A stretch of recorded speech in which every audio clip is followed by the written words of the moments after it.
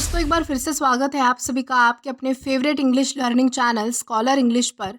मेरा नाम है दीपिका कुमावत और मैं इस चैनल पर वेरियस कॉम्पिटिटिव एग्जाम्स के लिए इंग्लिश सब्जेक्ट टीच करती हूँ। तो बेसिकली आज की इस वीडियो में हम डिस्कस करने जा रहे हैं वन वर्ड सब्स्टिट्यूशन। तो चलिए बिना देर किए हुए बढ़ते हैं हमारे वीडियो की तरफ और जानते हैं कि हमारा सबसे पहला वर्ड कौन सा होता है। तो हमारा सबसे पहला वर्ड है बाइप। बाइप का मतलब होता है अ टू फुटेड एनिमल, यानी कि दो पैरों का जानवर। जिस जानवर को सिर्फ दो ही पैर होते हैं ऐसे जानवरों को जो है वो बाइप कहा जाता है। देन इसी के साथ हम आगे बढ़ेंगे हमारे नेक्स्ट वर्ड की ओर और जानेंगे कि हमारा अगला वर्ड कौन सा है। तो इसके बाद हमारा अगला वर्ड है ब्लास्फेमी। ब्लास्फेमी का मतलब होता है insulting talk about God and sacred things, यानी कि ईश्वर निंदा। यानी कि किसी भगवान के बारे में या फिर किसी पवित्र चीज़ के बारे में जो है वो उसकी निंदा करना, भला बुरा कहना, उसे कहा जाता है ब्लास्फेमी। देन इसी के साथ हम आगे चलेंगे हमारे नेक्स्ट वर्ड की ओर और जानेंगे कि हमारा अगला वर्ड कौन सा है। तो इसके बाद हमारा अगला वर्ड है बॉटनी। बॉटनी का मतलब होता है साइंस ऑफ प्लांट्स, यानी कि वनस्पति विज्ञान। यानी कि साइंस की ऐसी फील्ड जिसमें जो है वो प्लांट्स की स्टडी की जाती हो, प्लांट्स पर जो है वो बहुत ज़्यादा डीप स्टडी की जाती हो, उसे कहा जाता है बॉटनी। उस फील्ड को जो है वो बॉटनी कहा जाता है। देन इसी के साथ आगे जाएंगे हमारे नेक्स्ट वर्ड की ओर।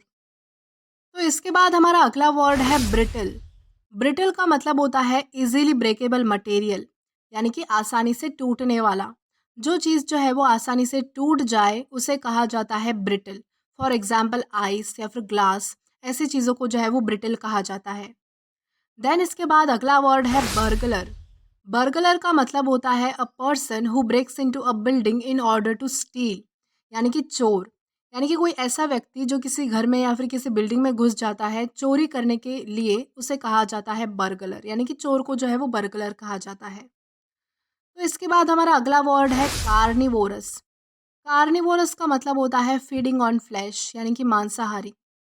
जो मांस पे डिपेंड रहते हैं, जो मांसाहारी होते हैं, ऐसे एनिमल्स को कहा जाता है कार्निवोरस। देन इसके बाद हमारा अगला वर्ड है सेमेट्री। सेमेट्री का मतलब होता है an area of land use for burying dead bodies, यानी कि कब्रिस्तान। यानी कि ऐसी जगह जहाँ पर डेड बॉडीज को जो है वो ज़मीन में गाड़ा जाता है, उस स्पेसिफिक जगह को जो है वो सेमेट्री कहा जाता है।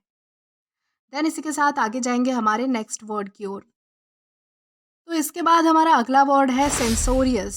सेंसोरियस का मतलब होता है a person who is always ready to find fault with others, यानी कि जो दूसरों में दोष ढूंढने में हमेशा तैयार रहता हो, ऐसा व्यक्ति जो हमेशा दूसरों में कमियां निकालने के लिए तैयार रहता हो, दोष ढूंढने के लिए तैयार रहता हो, ऐसे व्यक्ति को कहा जाता है सेंसोरियस। देन इसी के साथ आगे बढ़ेंगे हमारे नेक्स्ट वर्ड की ओर। तो हमारा अगला वर्ड है सेंटिपीड। सेंटिपीड का मतलब होता है many footed wingless crawling insect, यानी कि कनखजूरा।